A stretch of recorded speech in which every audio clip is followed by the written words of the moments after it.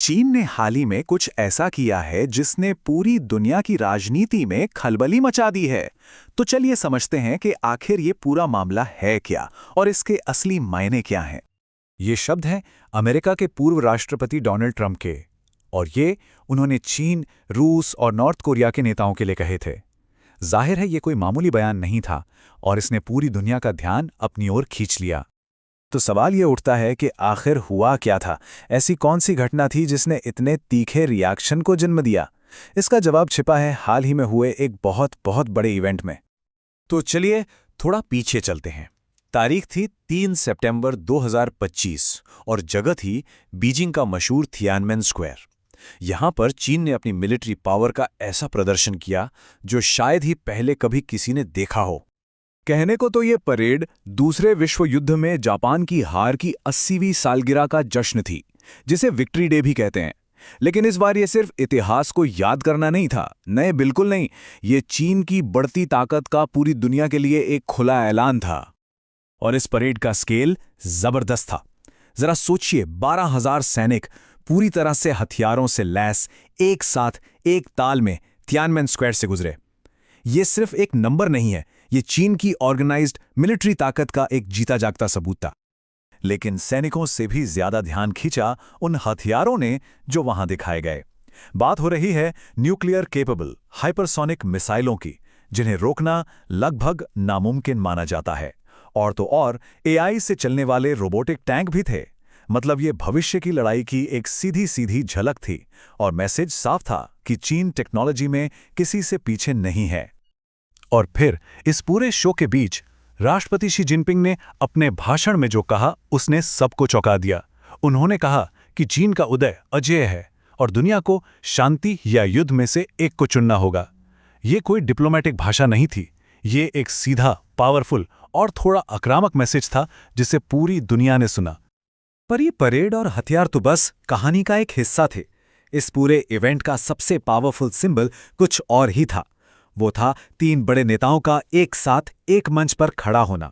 ये सिर्फ एक तस्वीर नहीं थी, ये एक बहुत बड़ा जियोपॉलिटिकल स्टेटमेंट था। ऐसा पहले कभी नहीं हुआ था। इतिहास में पहली बार चीन, रूस और नॉर्थ कोरिया के टॉप लीडर्स एक मिलिट्री इवेंट में दुनिया के सामने एक साथ खड़े थे। इसका सांकेतिक मतलब बहुत बड़ा था। ये वेस्टर्न देशों के खिलाफ एक सीधी सीधी एकता का प्रदर्शन था। हर लीडर के वहां होने का एक खास मकसद था। शी जिनपिंग जो मेजबान थे, वो चीन को एक अजेय सुपर पावर की तरह पेश कर रहे थे। वहीं पुतिन की मौजूदगी ये संदेश दे रही थी कि अमेरिकी प्रतिबंधों के बीच रूस अकेला नहीं है, उसके साथ चीन जैसा पावरफुल दोस्त है। और किम जोंग उन का वहां होना वो नॉर्थ कोरिया को एक तरह की लेजिटिमेसी दे रहा था, ये दिखाने के लिए कि उसके पीछे भी बड़ी ताकतें खड़ी हैं। तो ठीक है, ये सब हुआ, लेकिन इसका बड़ा मतलब क्या है? ग्लोबल पावर बैलेंस पर इसका क्या असर पड़ रहा है और भविष्य में क्या हो सकता है? चलिए अब इस पर बात करते हैं। ये परेड दुनिया के बंटवारे की तस्वीर को और भी साफ कर देती है। ऐसा लगता है जैसे 2 टीमें बन रही हैं। एक तरफ है चीन, रूस और नॉर्थ कोरिया का ग्रुप, जो मौजूदा वर्ल्ड ऑर्डर को चैलेंज कर रहा है, और दूसरी तरफ है अमेरिका और उसके सहयोगी जैसे नेटो और क्वाड, जिसमें भारत भी शामिल है। इनका मकसद दुनिया में शक्ति का संतुलन बनाए रखना है। इस एक इवेंट का हर बड़े प्लेयर के लिए अलग मतलब है। चीन के लिए ये खुद को अमेरिका के बराबर की सुपर पावर साबित करने जैसा है। रूस के लिए ये चीन के रूप में एक बहुत मजबूत साथी पाने जैसा है। नॉर्थ कोरिया के लिए ये ग्लोबल स्टेज पर अपनी एक नई पहचान बनाने का मौका है। और अमेरिका, उसके लिए ये एक नए कोल्ड वॉर जैसी चुनौती की आहट हो सकती है। तो चलिए अब वहीं वापस चलते हैं जहां से हमने शुरू किया था, डोनाल्ड ट्रंप के रिएक्शन पर। उनके बयान में एक बड़ा दिलचस्प विरोधाभास है।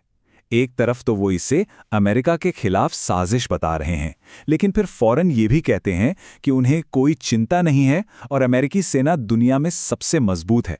ये एक क्लासिक पॉलिटिकल मैसेजिंग है, खतरा भी बताओ और अपनी ताकत भी दिखाओ।